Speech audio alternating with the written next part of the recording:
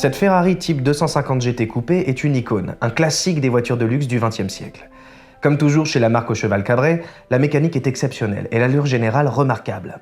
Le moteur a été conçu par le grand ingénieur Gioacchino Colombo. C'est un 12 cylindres en V d'une puissance de 240 chevaux.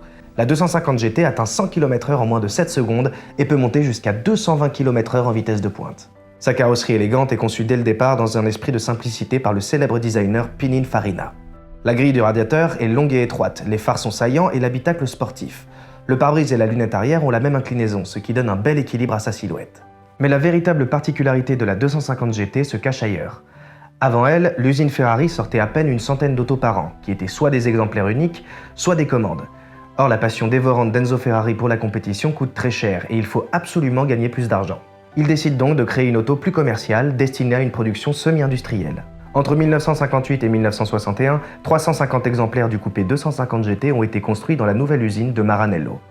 Et tous ont été vendus bien sûr, un succès qui donne naissance à une incroyable lignée de modèles Grand Tourisme. Après un passage aux États-Unis, cette voiture entre dans la collection d'un général de l'armée de l'air, Raymond Debord. La présence du cheval cabré sur le monogramme Ferrari y est pour beaucoup. C'est en effet l'emblème de l'as de l'aviation de chasse italienne Francesco Baracca, abattu en 1918.